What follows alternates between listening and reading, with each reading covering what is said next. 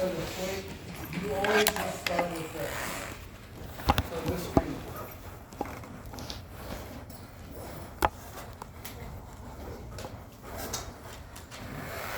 And if you're going to use a continuous system, you need to do this. There will be both of these kinds of questions. Okay, I said 40 questions, right? It might be 40 questions skewed towards the latter chapters. Your beginning chapters 1, 2, 3 are necessary to know all the rest of the chapters. So I will not be quizzing you necessarily that hard on 1, 2, or 3. You don't need to know vector identities or vector, yeah, you don't need to know vector identities or anything like that's too mathy. You just gotta know how to use vectors, right? So you just gotta know how to use them.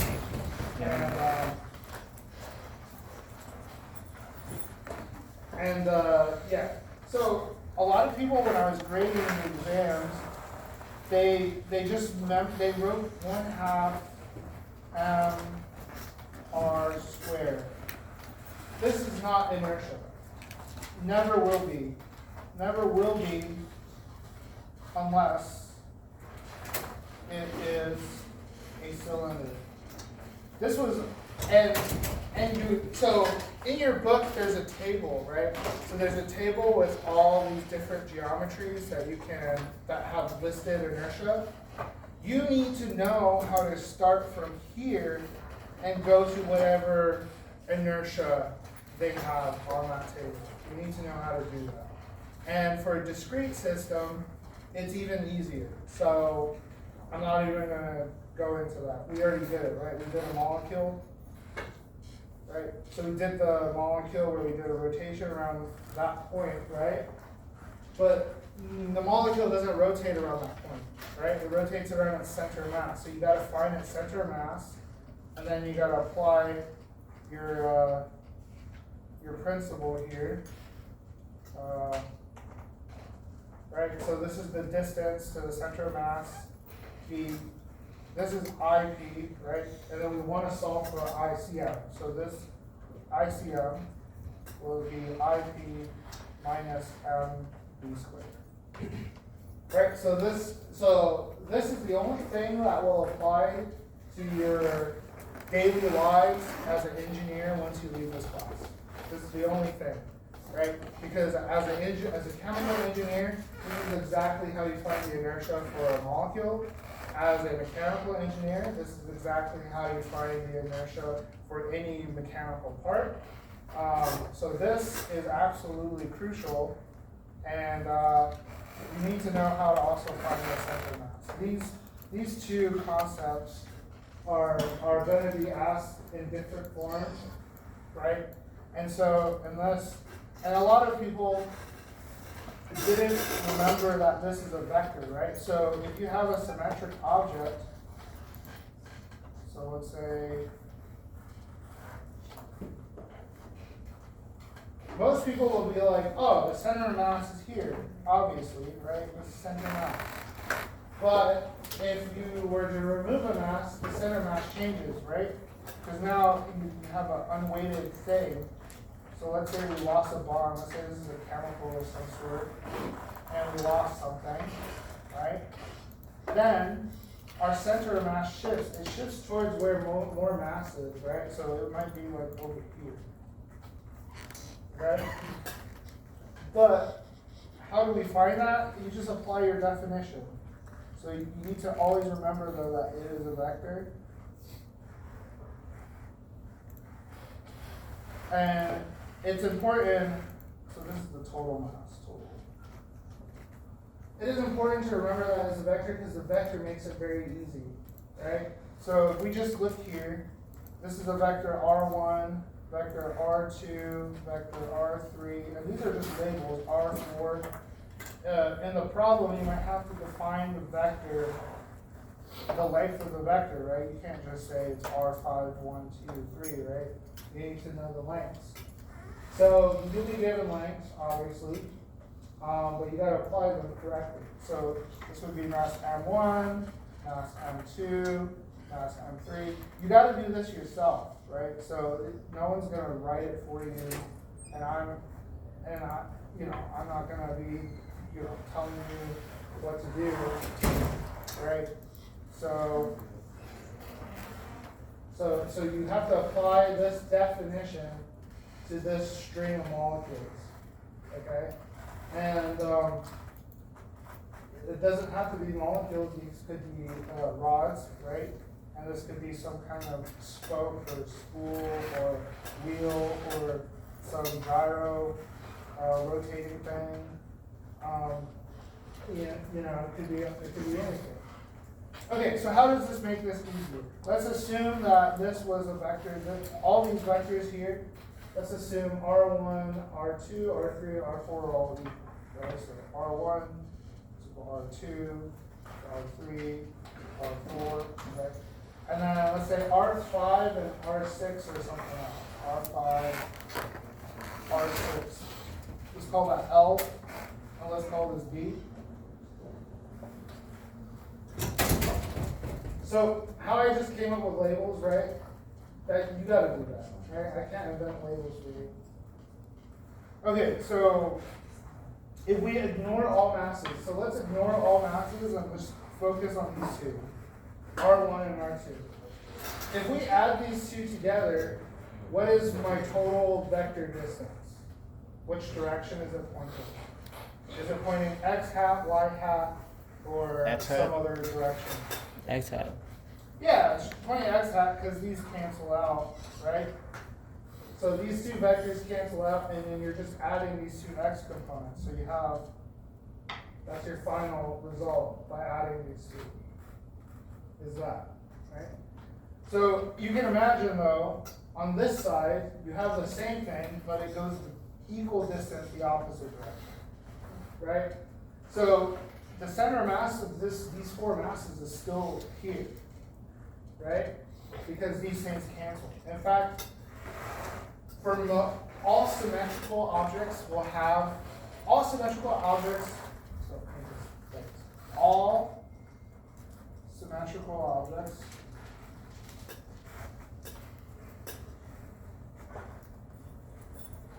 have a center mass at the center.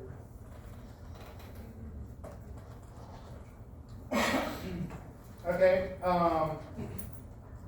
but if the masses were not evenly weighted, right, so M1, M2, and M3 and M4 are all different weights, then your center of mass would be off, right? Because this direction is weighted more, so you get multiplied by a more larger mass, right? So your vector will, if M1 and M2, let's say M1 is larger than M2, if we just look at this multiplication here, it would extend much further out, right? And then let's just say M2 is right there where it is. Then your resulting vector should be something like this. So your center of mass gets offset, right, by your masses. With just distances alone, they cancel, but when you start multiplying by different masses, you skew those distances and they start no longer canceling. So your safest thing to do though is just to start from here, right? Just start from there, and then you can reason whether or not you need to do this a more difficult way. So the other difficult way is to, basically it's an integral.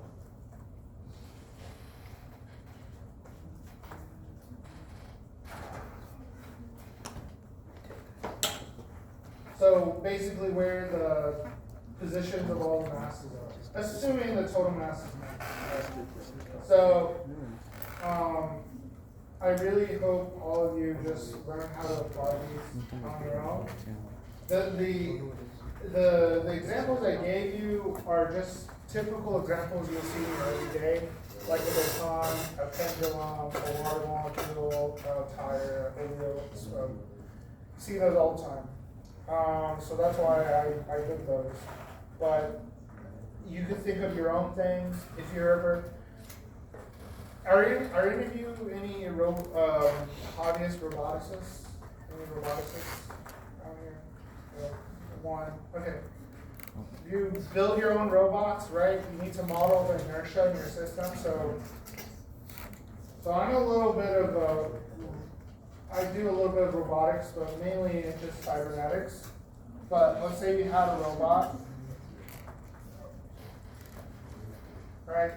And for each piece of the robot, you have some I1, some I2, some I3, and then you have some center mass, right?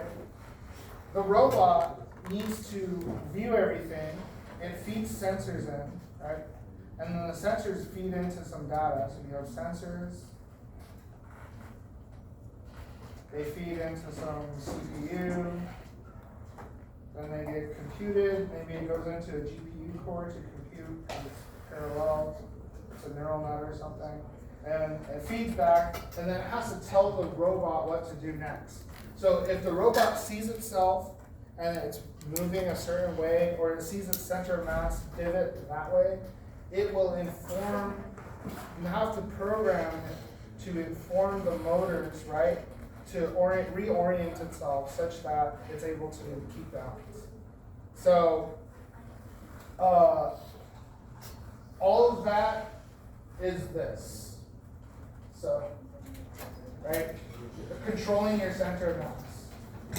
So there's a lot more to it, but that's an application. Okay, any topics people didn't completely understand?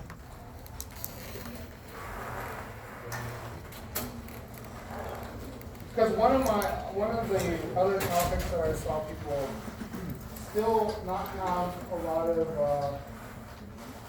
what do you call it?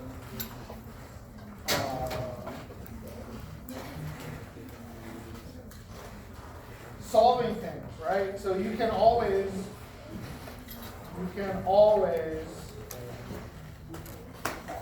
multiply by 1 and add 0. And 0 can be anything. It could be x plus minus x. It could be a plus minus a. It could be infinity plus minus infinity. Those are all good examples of 0, right? 1 can be anything. It could be 5 divided by 5. It could be a divided by a. It could be divided by b. It could be whatever you want. These are all valid versions of 1. Right? So you can make up your own version. If you see an equation, say, let's just say f g m1 m2 r squared. If I say eliminate r from the equation for circular motion, how would you do it? Well, you usually will have multiple choice, right? So it would be a multiple choice question, A, B, C, D, right? But you, in your head, need to remember what R is in this case, right? So, any ideas on how to do this?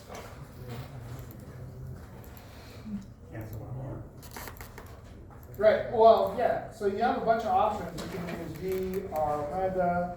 You have, what else is there? This is the popular one, right? So, but you have a lot of expressions for R, right? And then there was, what is it? R equals square root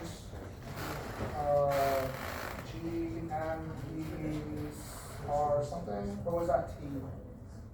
Yeah, so that's T. But you can think of getting this in terms of R, plugging it in. The point is this should be understandable.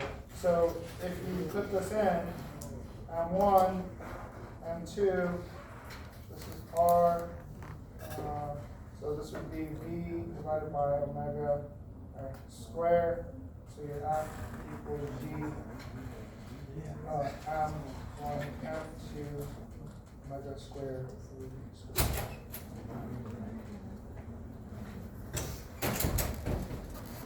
So, and then interpreting this, right? So how do you interpret this equation?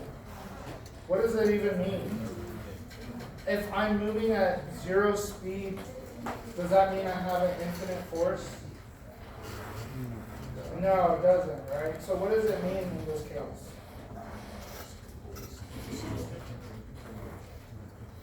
It's still.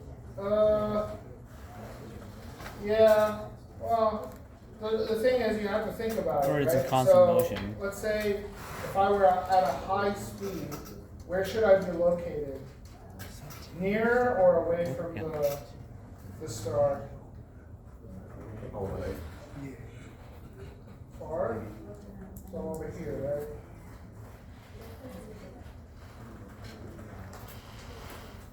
So let's see.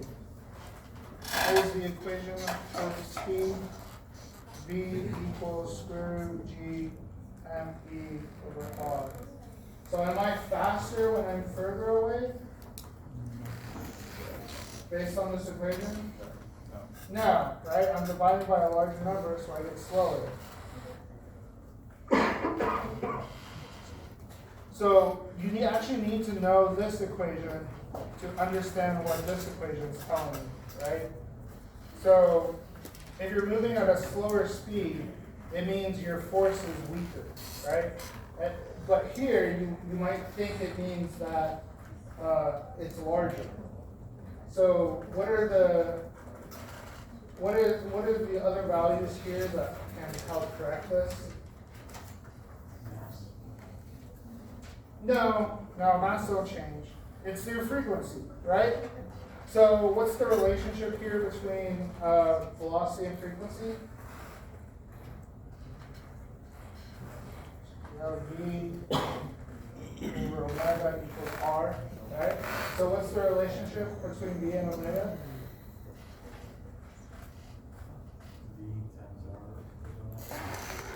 No. Is R constant or is it changing? Well, no. Is it? Well, I guess I should ask. Is the magnitude changing? No. Yeah, no. The magnitude doesn't change, right? So V and omega have to be proportional to one another, right? And their proportionality has to equal this radial vector, right? So, and I'm not fixing it. Basically, it takes us back to this, okay? But it's very confusing and easy to misunderstand these equations if you don't know where they come from, okay? So make sure you understand where they come from, okay? Okay, and aside from that, let's move on.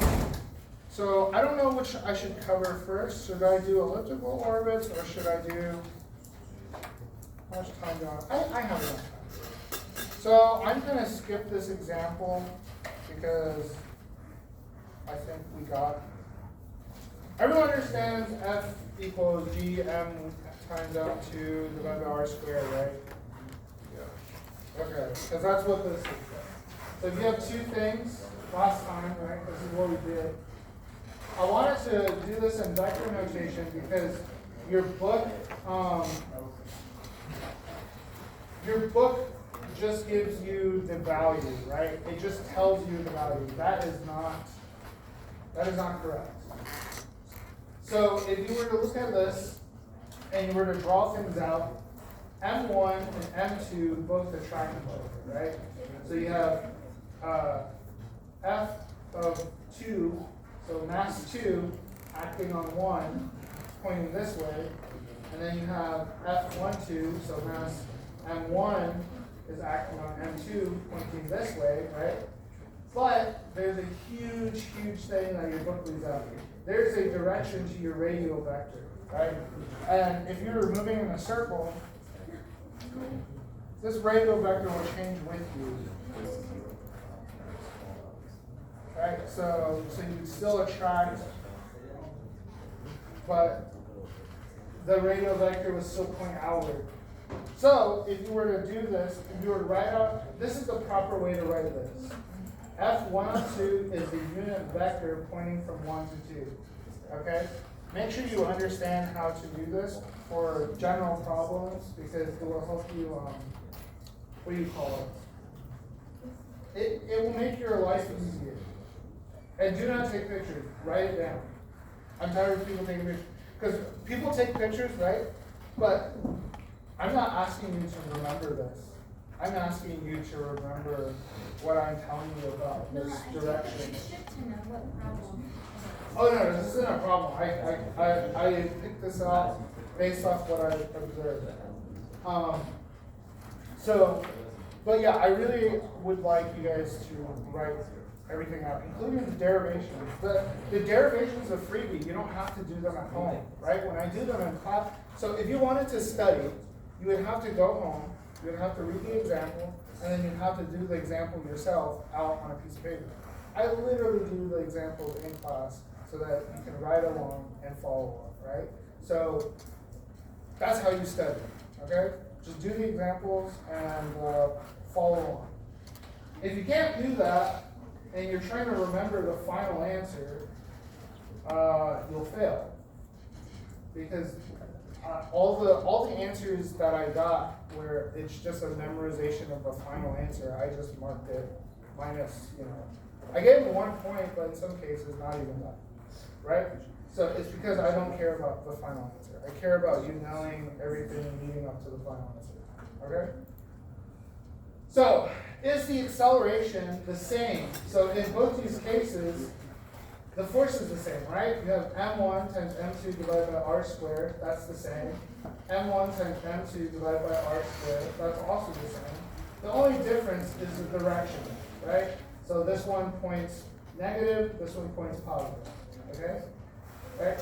And a thing I didn't mention last time is the total force of the system is 0, right? It's always 0. So the total forces in our solar system should add up to 0, unless something gets flung out. If something gets flung out, then it's no longer an isolated system. The forces no longer sum up to 0, and you have some interaction, like a comet came in and hit something. There's some interaction that happens, right? That's it. That could be just keep that in mind. That's always, I won't test on it, but that's something you should always kind of. Okay. I would have asked you, but I'm just going to give it. Is A1 equal to A2? No, right? It can't be. They're different masses. The force may be the same, but your acceleration is always scaled by your mass, right? It's always scaled by your mass. So even though you have equal forces, you will not feel the same acceleration. For example, I am accelerating the Earth right now just by being here, but the Earth is also accelerating me. Because the Earth is so massive, its acceleration is so small compared to me, right? So you imagine me, right? That's the acceleration of Earth. There's the acceleration of me, right? So Earth, the force is the same between us. The force is the same between us, but Earth is much bigger. So I'm not going to accelerate Earth that very much, right? But the Earth can easily accelerate me because I'm much lighter, and so my acceleration, I feel it more. It's also, what's the acceleration of a photon? Really high. Huh? Really big. Really fast. Is it, well, if you just look at this equation here, A equals F over M, right? So this, again, don't memorize formula, just memorize the form, right? Acceleration is some force over M. What is the mass of a photon? 0, right? 0. So this goes to infinity. So for some reason, the photon has an infinite acceleration but a constant speed. And that's kind of an interesting math problem for those of you who love math. If you can reconcile that with something physical, you will be a famous physicist. Okay, I think that's all math. Oh.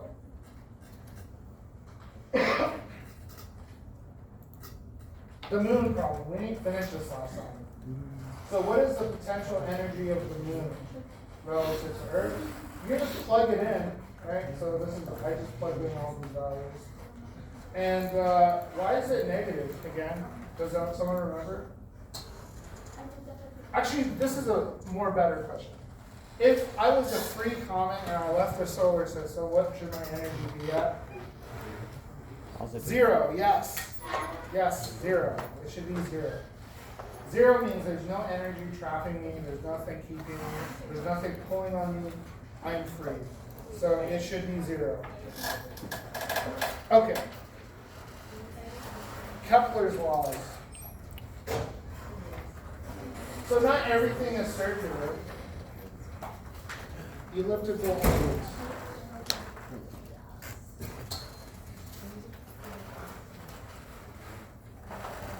So this pertains to basically every planet that orbits the sun. You can approximate Earth as circular, but you'll get slight deviations. You'll get better approximations if you use these equations that I'm about to go to. So Kepler's laws.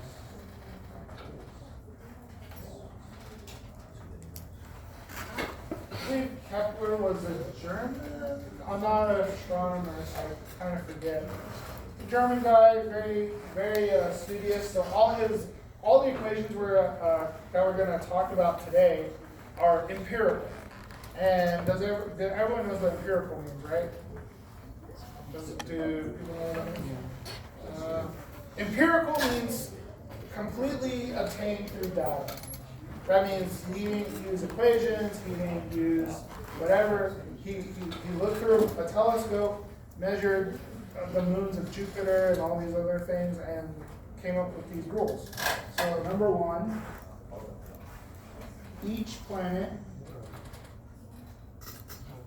moves in an elliptical orbit. All right? With the sun at one of the focus. So you have something like this. And you have two dots here, these are called your focus. And then you have this line here, it's called your major axis. And then here, your center is your origin. You have these lengths here. This is E times A. E is called your eccentricity, so let me write these down. E is called your eccentricity. A is called your semi-major axis, so this is this, A, semi-major, major axis. And then you have your B, called your minor axis. Okay? And then, so your sun will sit here, let's call this MS, that's your sun.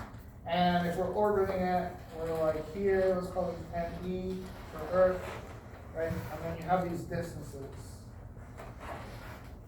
And I'm gonna call these points S, S prime, and P. Okay? So, S prime, those are your foci. Some people say foci, foci. If you want to be technical about it, I believe it's Latin, so it'd be foci. Some little things to note here that are kind of interesting. Did I label everything? Oh yeah. O is your center. The dashed line, so this is dashed line, is your major axis. And it's equal to 2A. Right? So it's two of these. So this is A as well. A. And then this is EA as well. So you have EA, and then total A. And P is just your planet.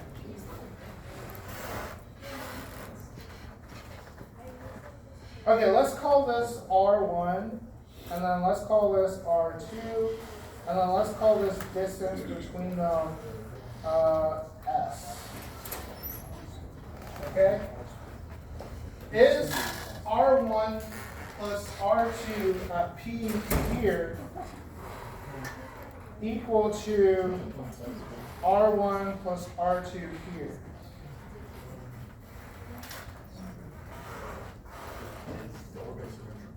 Yeah, they're symmetrical. Right, okay. But what if I just deviated a little bit? Are they still equal? No. Are you yeah, they should be, right? Because how do we add vectors? So if I add R1 plus R2, right? And let's say R1 is pointing this way and R2 is pointing this way. If I wanted to add them, right, I have to flip R2 so that it points towards this way. So S is equal to R1 plus minus R2, right? Now, but what is S over here? It's the same, right? This is the same S. So S is also equal to R1 over here. Let's call this prime times R1 prime plus R2 prime. So this is my S. Right? And just by that alone, these two have to be equal. And it's because they both sum up to this length here that's constant, right? So the sum, the rule is the sum of distances from S to P, then to P to S prime is always the same and equal to 2E8.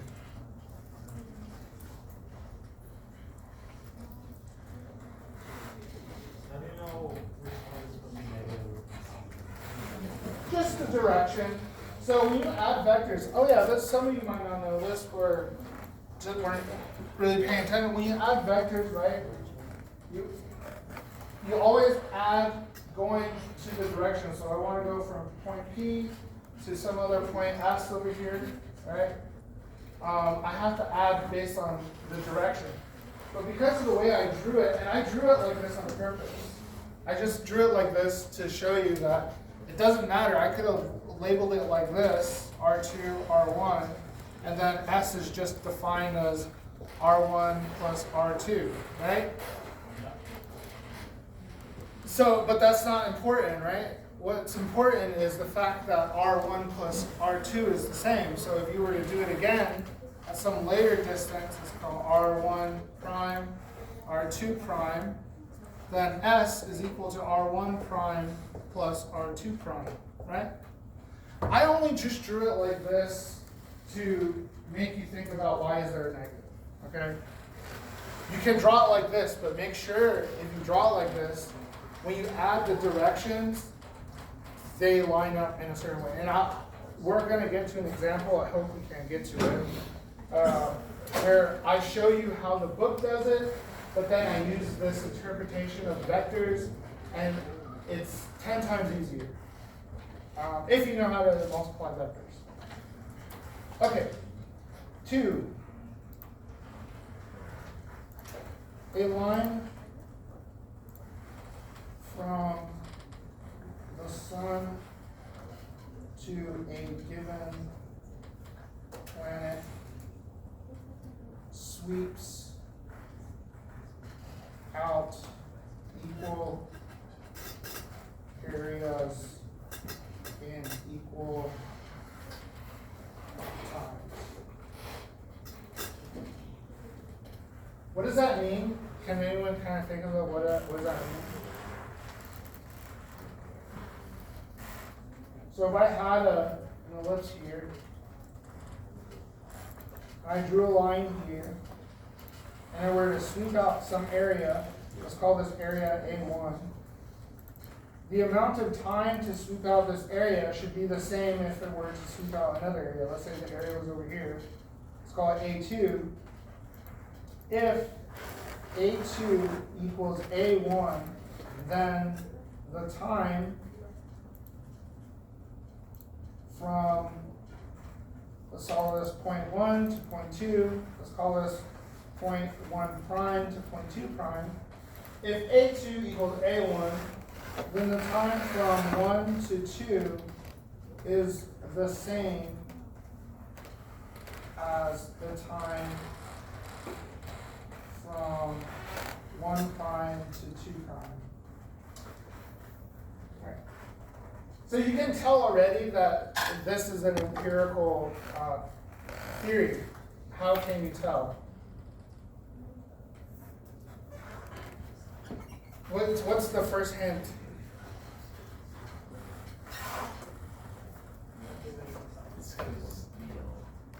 Actually, I'm hinting at something more basic. Look at all the writing. Look at all the words, right? So one thing you'll find out, like if you go on to the next course of this, I believe it's E&M, electromagnetism. Faraday's law is all written. It's all words, right? And then you have to interpret those words into equations. So, you know, it's a good hinter as to what's happening. Okay, so let's say we have an area. So let's say this is the radius r, right? And then this length here, let's call this angle d theta, right? So this length here is s. So s is equal to r d theta. And A1, or let's just call it A, is equal to 1/2 the height times the base, right? And the height is just r, and the base is just this, r d theta. So you get 1/2 r squared d theta. So that's the area, right? And let's say that's just a piece of the area, so let's make it a differential. Now, we said here, if these areas are equal, then they sweep out the same amount of time. So if we just take the derivative, right, you get 1/2 r squared d theta. So this is called your sector velocity. And the sector velocity for A1 and A2 will be the same. So dA1 dt equals dA2 dt. And then from that you can determine, you know, properties about its rotation or its distance r. Right? So that's Kepler's second law. And then third law. Oh, well, we actually already did the third law. We'll come back to the third law. I want to do this whole thing a little bit differently. Let's see.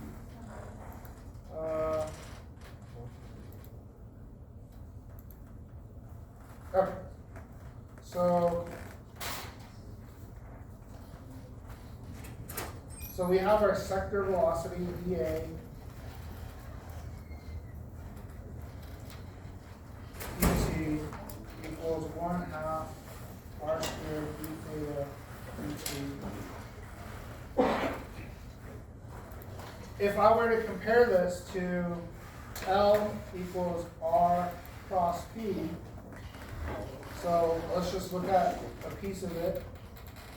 You have R, and you have your tangential velocity V, right? So this gives L equals R mg sine phi theta or phi hat. Let's just call it phi hat. So this is phi hat. Oh wait, sorry, no. Sorry, I read my way wrong. L equals R m v sine phi theta hat. And then this is theta. And then this is phi.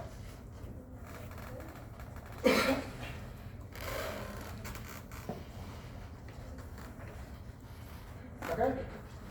So now, if we look here, cross product is related to the perpendicular component, right? So B is equal to R d theta dt,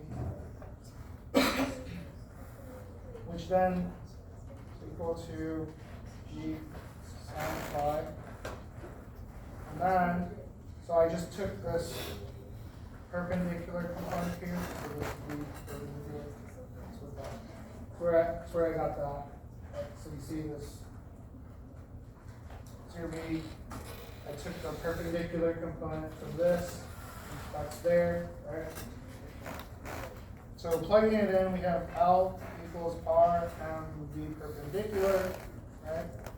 Which is equal to R square M d theta dt, which is equal to 2M dA. So, dA over dt equals L over 2A. So, if angular momentum is conserved, what does that tell us about the sector velocity?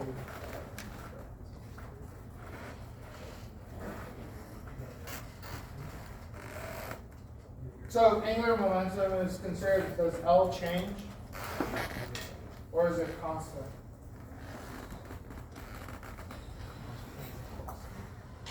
So if I took dl dt, should that equal 0 or not 0?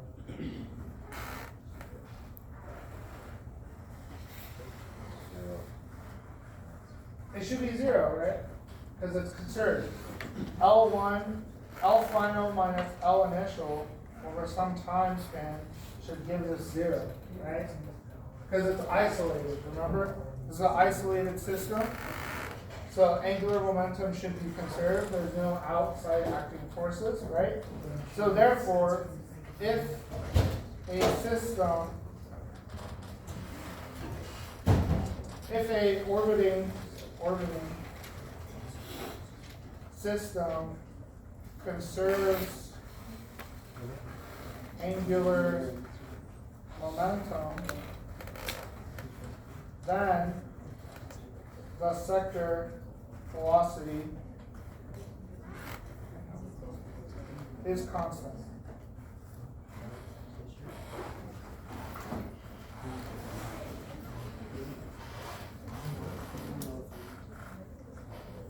That is used a lot in astronomy. It's used to find the mass of a planet, right? So if you know how fast the things are rotating, you can determine the momentum of the system or angular momentum of the system. And then from that, you can just determine the mass of the object, right? Or you can measure sector velocity and do it the other way, or vice versa. So. And lastly, Kepler's third law is actually, we already derived Kepler's third law. So Kepler's third law. It's T equals 2 pi A 3/2 over square root G M S, or mass of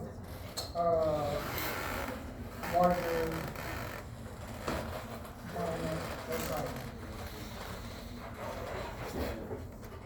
So here it's the sun, right? All our planets are orbiting the sun.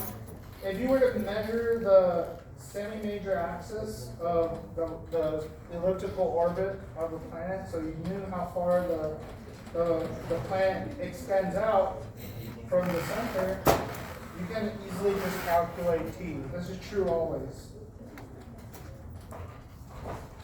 And why it's true always is seeked in higher parabolic type geometry and physics. So I'm not going to go into it.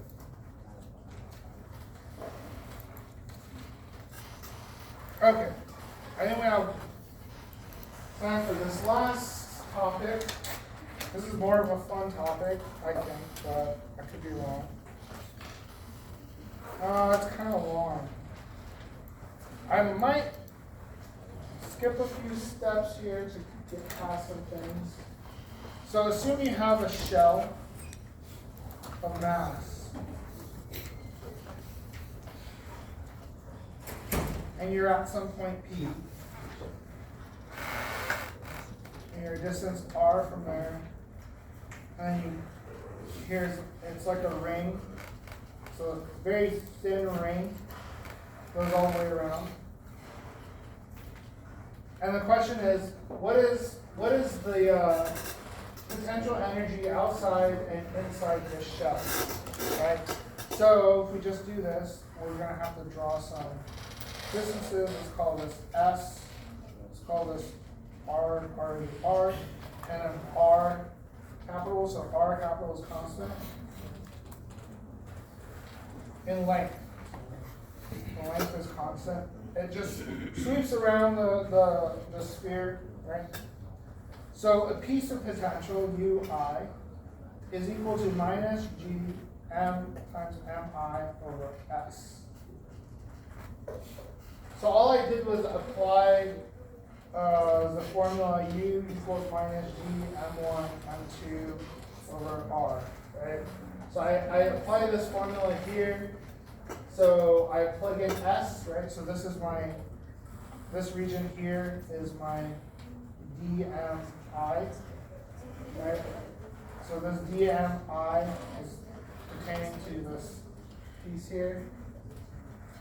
And now I need to add them all up. So I add up a bunch of rings. So you can imagine I add one ring, and then I go to the next ring, I add that, and then I just keep following along.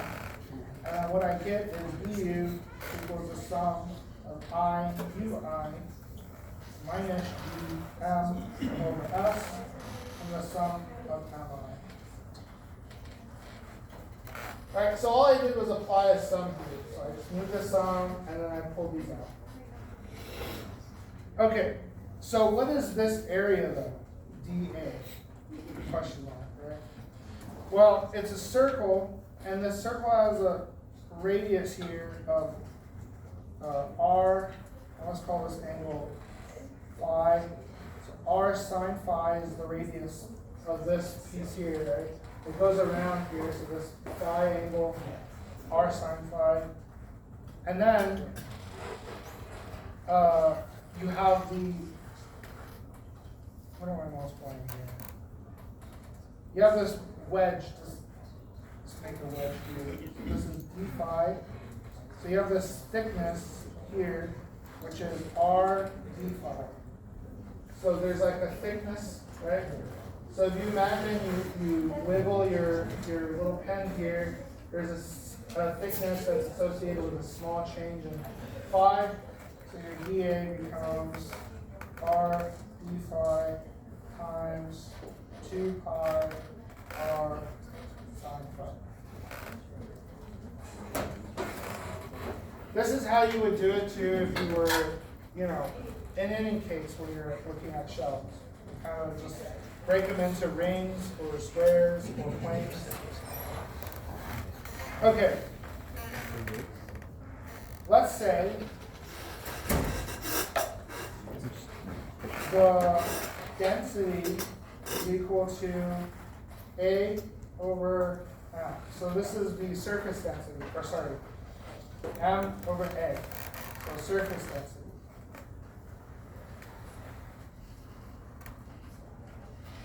What's the surface area for a sphere? Anyone remember?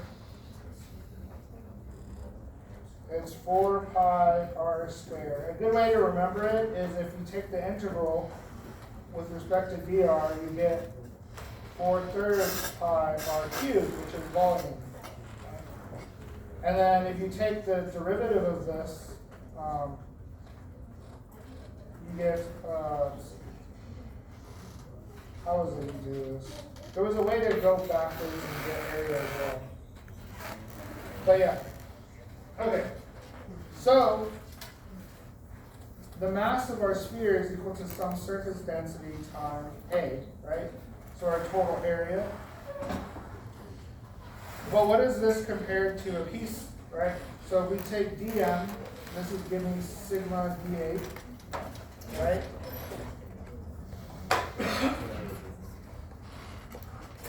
And now we have dA, an expression for that. But I can also just divide these two, right? So I can divide dm divided by m equals dA over a.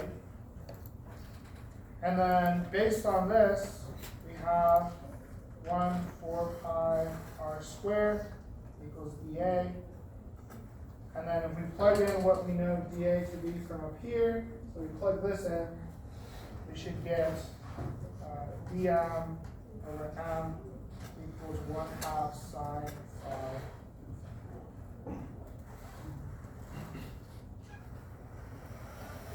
That relationship shows up a lot in calculus if you're doing a lot of spherical work. So yeah, we just plug this in now. So we have du equals minus dm s integral dm.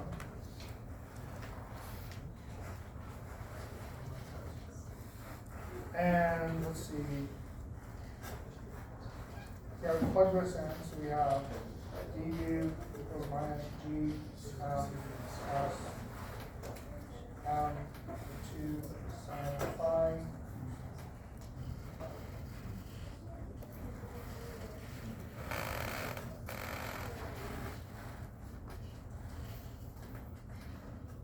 So now I need to then plug in what I know S to be. So what is S? So S actually has to be an interval because it's changing. So we have du equals minus g over S 2 sine phi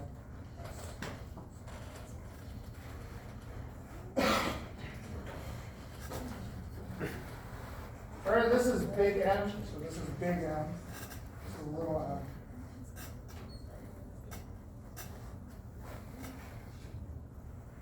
m. Okay, so now what is S? So you're, huh? Is that 5 on the S. S. So your book does this kind of differently. So what it does is it kind of looks like this triangle and says that S is really this length here. So it's squared, it's r squared, sine phi squared plus r minus little r minus big R cosine phi. So how did I do that? Well, this is S, this is r sine phi, and then this is r cosine phi here. So this total length is r minus r cosine phi. So this is that length. This is this length. Right, so your book just says that this length here is r minus cosine phi. R cosine phi is this length, right? You have phi here. And you just take the square, and when you do that, you get something like S equals r squared plus r squared minus 2r cosine. There's an easier way to do this though. There's an easier way. You just label these. So you label this r vector, and you label this r vector, and then you label this s vector, right? Is that an F or an R? Parentheses. It's an r. Lowercase or capital? Lower. Yeah, so you could do it like this. So you define directions, remember? How we said, so if we did this, S is now equal to, let's see, R, it's easier to just add it like this. It's easier to just, so therefore S,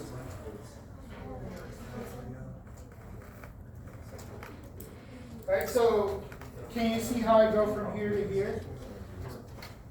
How would I go from there to there?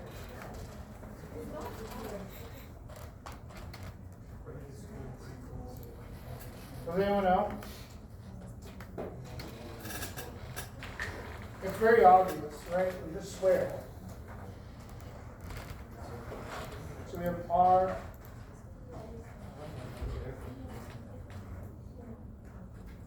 And then this gives, right, r squared plus r squared minus 2r dot r. Right? And then what is the angle between r and r theta? Or r and capital R? It's just phi, right?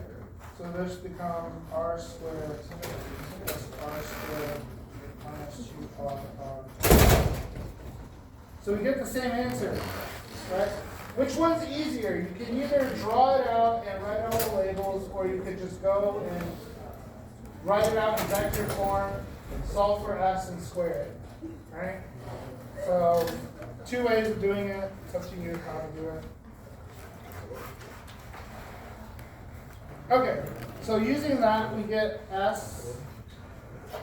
So I'm going to take the differential of s, r squared plus r squared minus 2r cosine phi. Quiet. Who's talking? Who's that? Can they leave, please? Who is that? So I usually can't hear very well, but when it starts getting a little high, I can start hearing it. And when I can hear it, that's a problem because it means it's really loud for everybody else. Okay? It's not loud for me because I can't hear well, but whoever was talking, it's loud to everyone around me. Okay? Okay, if I take the differential of this, is r squared 0 or non-zero?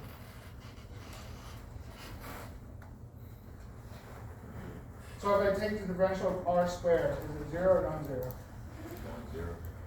Yes, 0. Why? So I will ask you stuff like this, right? So you'll get a multiple choice, and it'll be, is it 0 or not 0?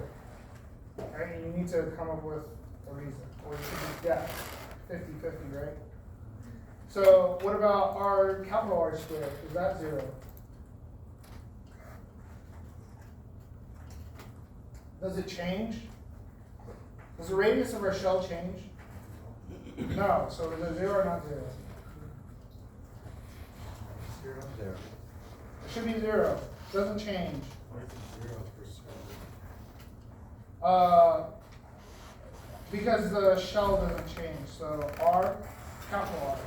Not little r, right? But little r doesn't change either, right? So little r is up there. So what is changing?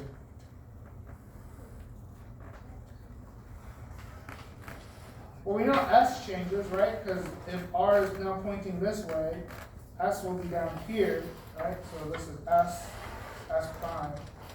So in this equation, what is the only thing that's changing? The angle? Yes, the angle. So everything's 0 except the angle.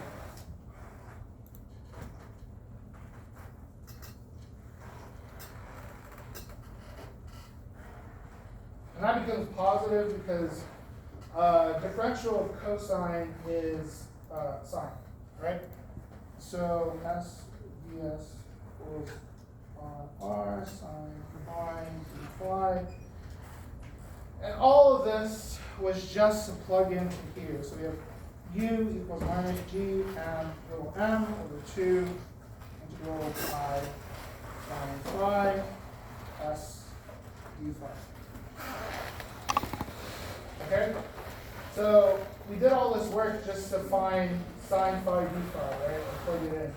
So we plug it in, u equals minus. By the way, this is the level of work you should be doing on your homework, right? And if you can't figure it out, you should have came to the office hours, right? So we have 1 over s, we have s ds over r, right?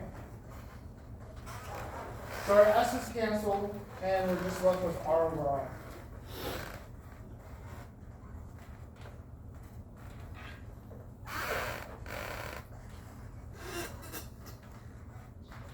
But are our bounds correct anymore? Does s vary from 0 to pi? Is s in radians? Yes or no? Yes. Shouldn't be, right? Because radians are an angle, s is a length. So we need to change our bounds.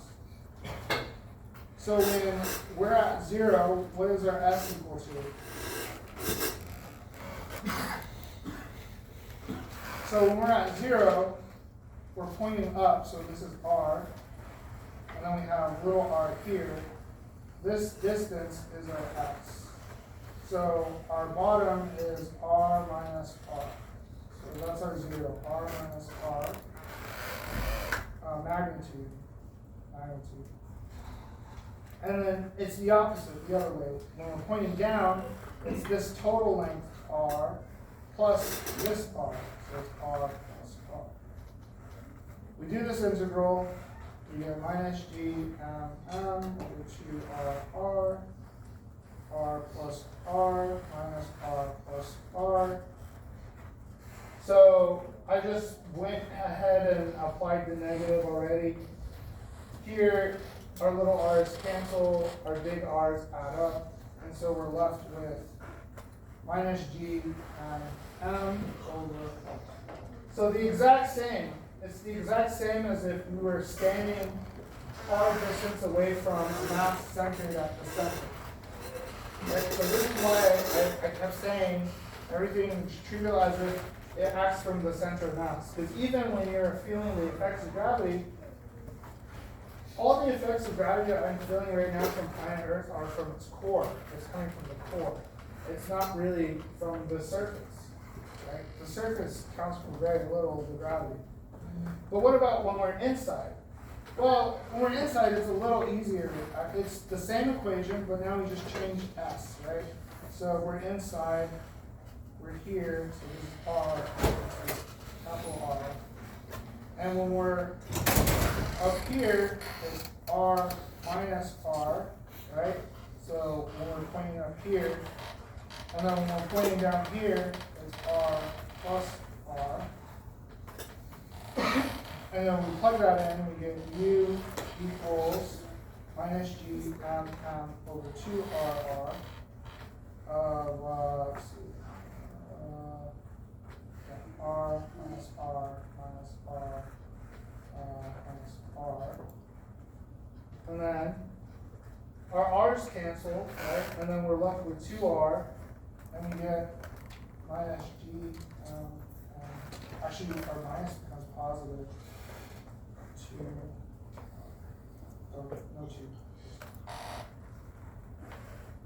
So this is the mass of the shell. This is the mass of me. This is the radius of the shell. Does u change here?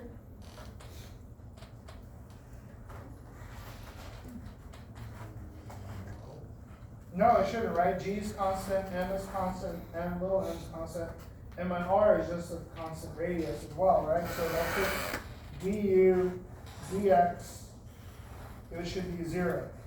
If I took any of these, in fact, if I took the minus the gradient of u, it should be 0. Does anyone remember what the minus the gradient of the potential energy equals? It was a long time ago, right? F equals minus partial u partial x, right? So this here, F equals minus the gradient of u equals 0, right? So inside the shell, you feel no force. So when I'm falling, let's say I had, we're going to go to this, but if I'm falling through a hole in the planet, I don't feel the effects of the shell necessarily. I only feel the effects of things below me. So the force I'm feeling is only due to all the mass that's near the core. Any of the mass that's above me when I'm falling through the earth does not count because it contributes a constant potential, and the force from that constant potential is 0. So the only force you feel is the force from the thing below you. So let's just look at a simple problem. Let's say you had a hole in the earth and you were to fall through it. How long does it take to go back around? Well, actually, let's just think about that. If you were to fall through this hole and you reach the end, what happens? Are you asking how long does it take to get there? No, I'm asking you fall through the hole, you reach the other end, what happens? You fall again, but the other way. Yeah, you fall back, right? You fall back, and then you keep going back and forth. You basically are a simple harmonic oscillator.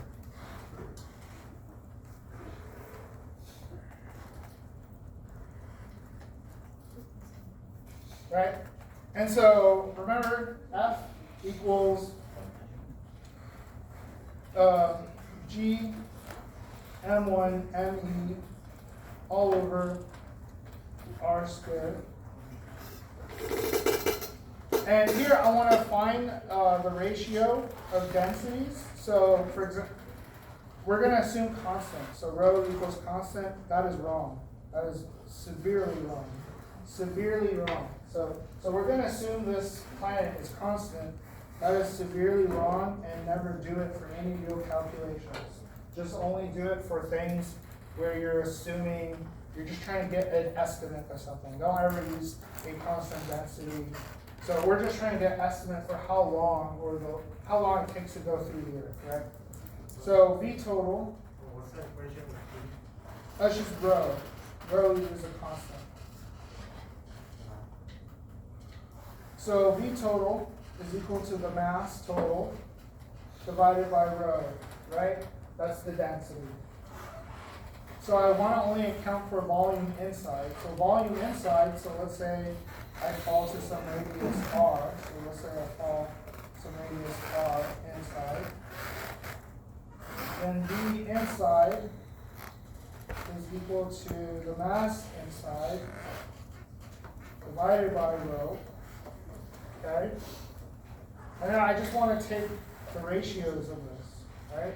So if I take the ratios of this, I get mass total over mass inside is equal to V total over V inside. V total is what? That's what I looked into. I mean, in variables, it's 4/3 pi, right? 4/3 pi r squared, or r cubed. R e cubed, right? And then the mass inside would be 4/3 pi little r cubed. Yeah. And so your mass inside has to be equal to the mass of the earth. So these cancel, these cancel, these cancel. I multiply by 3 r on top, so this is r cubed and r cubed. So this is an example of a kind of simple trick that you should really get used to trying or doing later on in the future when you do stuff like this. So now we can plug in our force. So F equals G M1 mass inside divided by R squared, so little r squared. So we plug this in, we get G M1 over R squared and R cubed over R e cubed and right? And the only reason why we care about the mass inside is because it's the only thing that contributes to the force, right? So we get F equals G M1 over R squared divided by, actually, yeah, cancel that. This becomes R 3 cubed and E. And so we're left with F equals G M1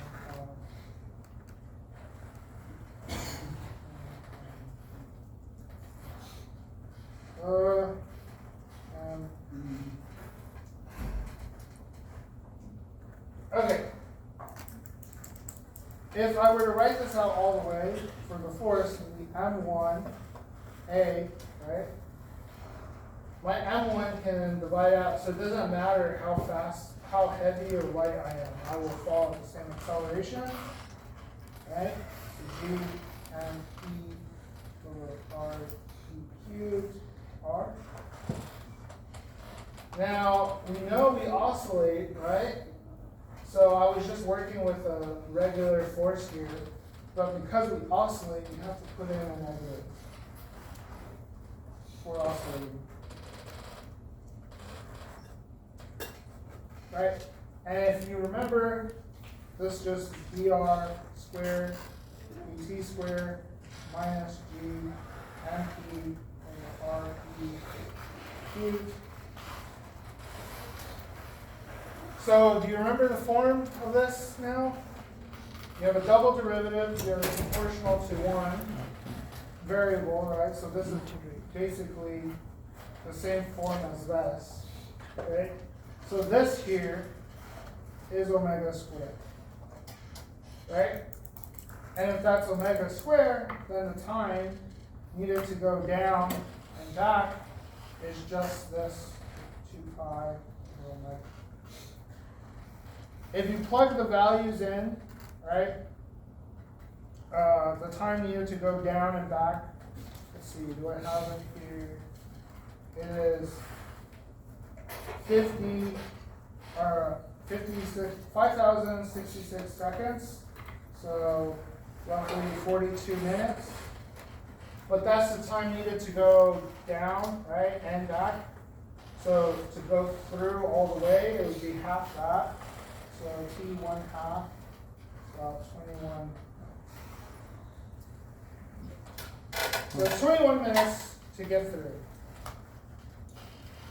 Does it matter where I am on the planet? Yeah. Why? Mountain. Yeah, so if you were to do this problem again, but this time have R be this distance here, you should get pretty much the same answer. And it's because you just get the same factor out front with this R out, and so it's the same, right? It's the same formula. This is a shortcut. If you were to do this for real on your own, I did this for real on my own when I first tried this, and you have to sum up and do the integral through the whole sphere. It's a terrible integral. But this is a nice shortcut for finding it. Okay, is that all the time we have? Okay, here. Put your name on the sheets again so I can get an accurate measure of attendance. There's no way he came all the days and then the one